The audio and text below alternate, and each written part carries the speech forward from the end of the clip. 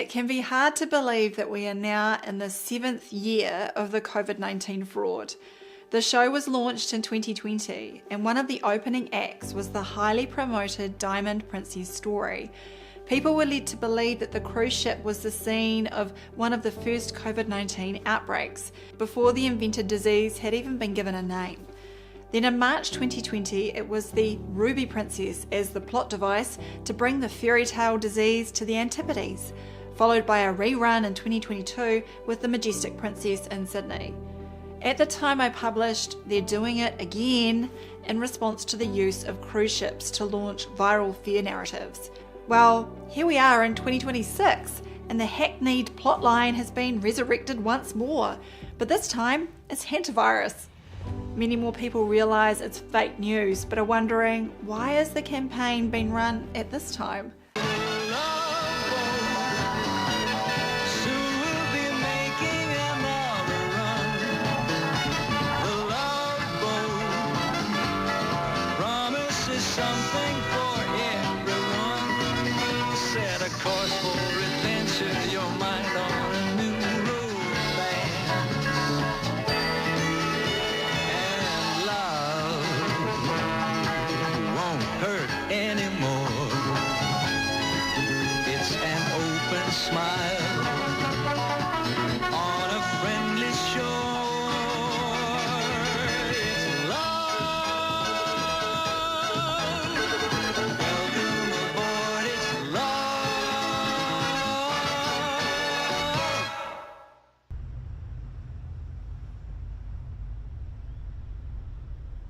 Yeah, it doesn't have to be physical contact because this spreads through the air.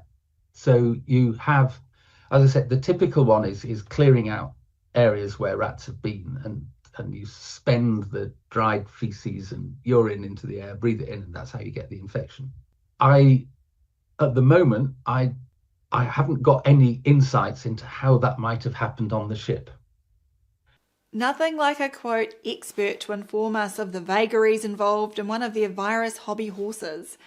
As we have come to expect, the alleged infectious particles have very specific properties. Until they don't. This extravaganza was featured in the New York Post's article, "Cruise Ship Infected with Terrifying Hantavirus Strain That Has 40% Mortality Rate." The facts evaporate from the story with the insertion of WHO believes in the headline. Indeed, the article goes on to state, though hantavirus is typically only spread through rodent droppings, this particular strain is an alarming exception, and it's one that can't be ruled out, the World Health Organization conceded Tuesday. In other words, even on their own terms, this is complete speculation, and precisely nothing has been shown to spread. In fact, there is not a scrap of scientific evidence to back up the headline. All we are given are comments such as, "We do believe that there may be some human-to-human transmission that is happening," said Maria Van Kerkhove, the World Health Organization's Epidemic and Pandemic Preparedness and Prevention Director, followed by, "The terrifying strain seemed even more likely after the WHO said no rodents were found on board the vessel." 0! In the world of virology, apparently that all makes sense. To summarize, people get sick or die. Must be a virus. Other people get sick. Must be the same virus. But wait, it's a rodent virus, yet no rodents were found. There's clearly only one explanation. The rodent virus has mutated. And before we even attempt to collect any evidence, let's just estimate a mortality rate of, say, 40%. Now, hopefully people are already appreciating the preposterous nature of this hantavirus story. However, a quick look through the comments and it's not promising. For example, all information points to someone bringing it aboard from Argentina. They were infected, didn't know it, and then boarded. And nothing like opening up the US population to infectious diseases with high mortality rates. China wouldn't be above releasing a biological terror weapon lab mutated virus, would it? If they are organic comments, then it is hard to know what would wake up these people at this stage of the proceedings. The New York Post continued to prop up the imaginative storyline and featured another headline. Unnerving photo shows suspected hantavirus patient evacuated from MV Hondia's cruise as one ex-passenger tests positive in Switzerland. As we read the caption, it says, "A suspected hantavirus patient is being hauled off the stricken MV Hondius cruise ship in head-to-toe protective gear on a gurney." Come back to the headline, and the Post tells you this is, quote, "unnerving." The only reason this should be unnerving is the appreciation that dressing up like a clown will do nothing to improve your health outcomes.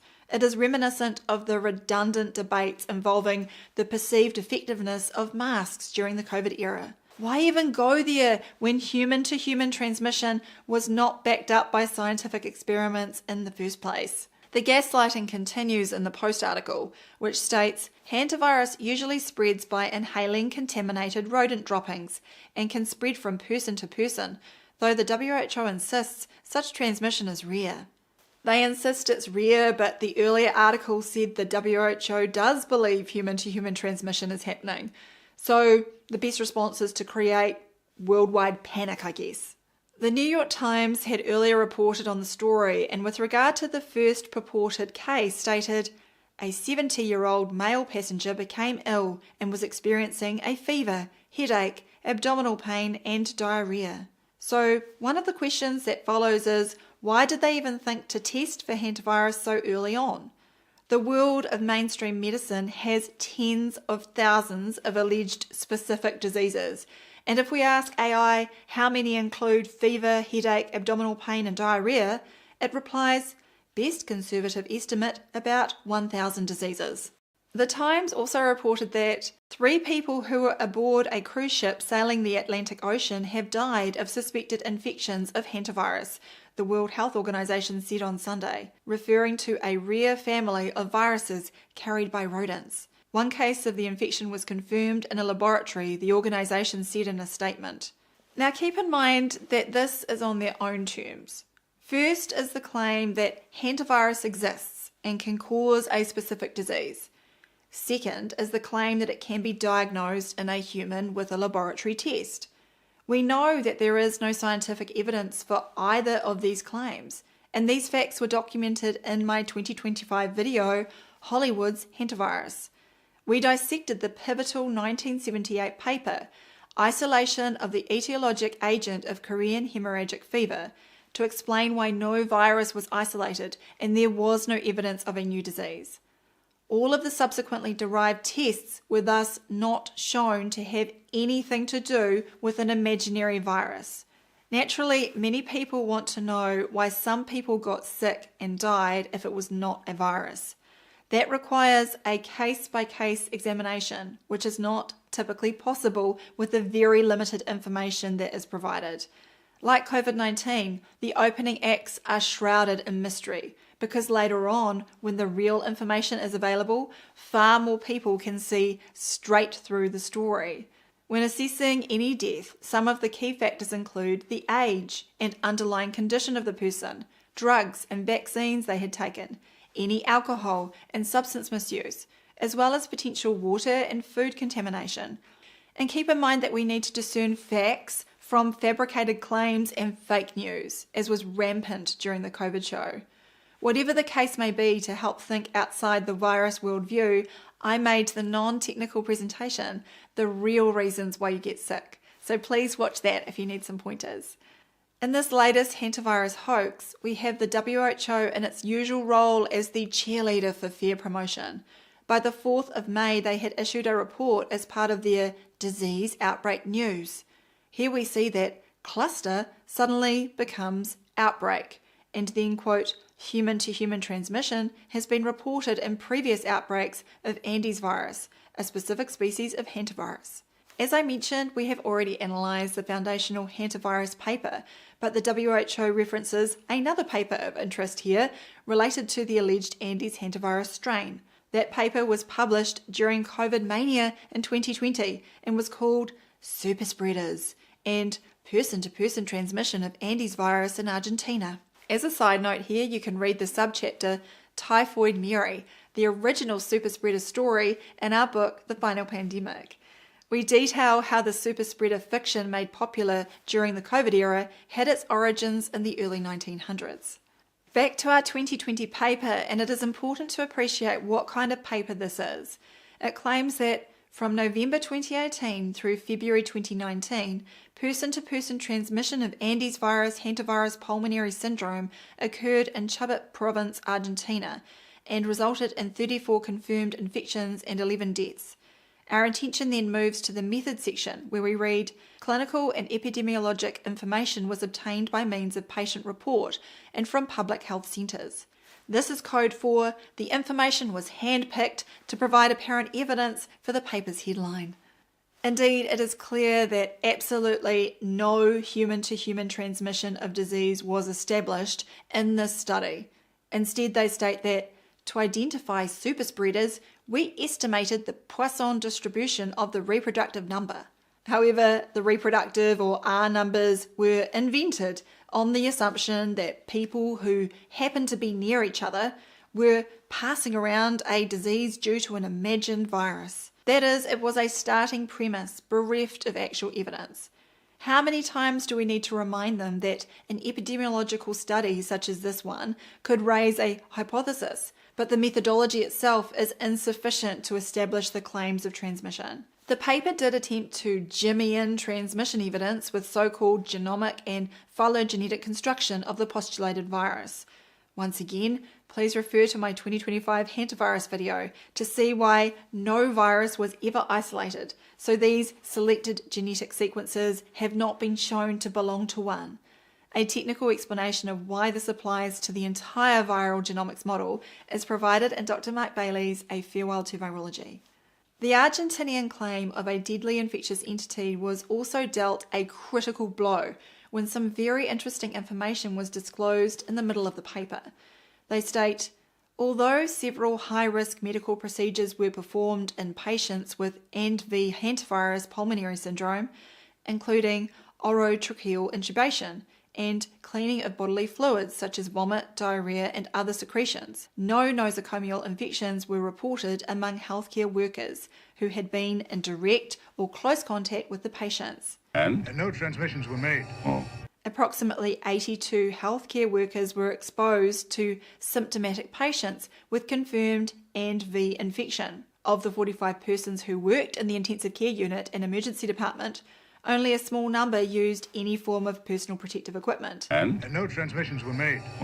And what was the explanation for the fact that amongst all these supposed deadly hantavirus cases, not one hospital worker got sick?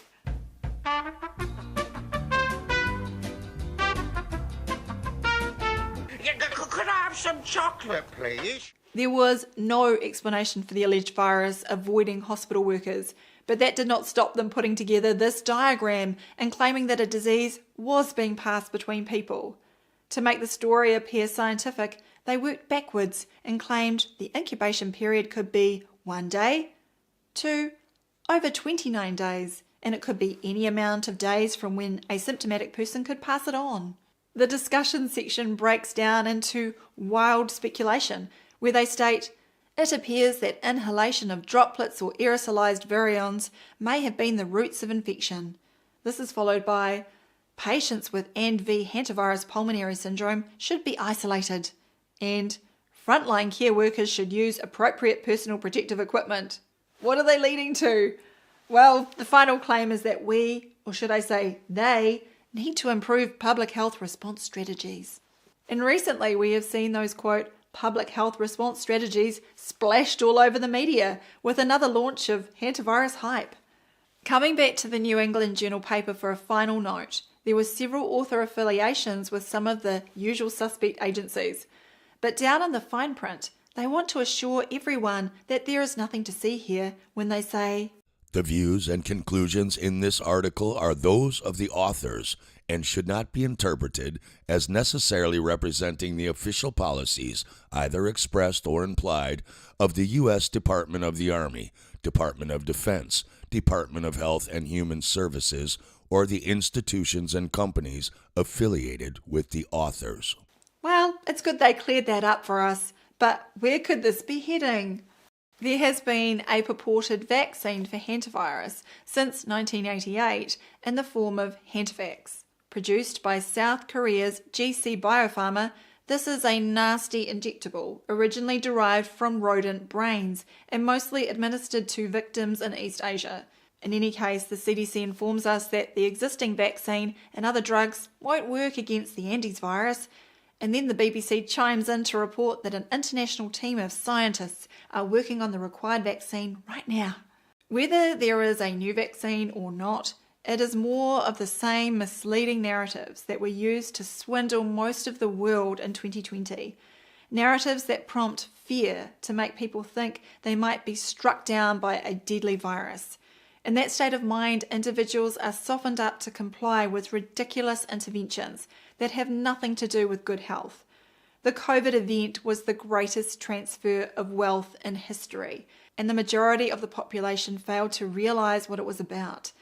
The promoters of fake virus narratives are more than happy to keep their audiences buying into the pandemic industry to fleece them once again.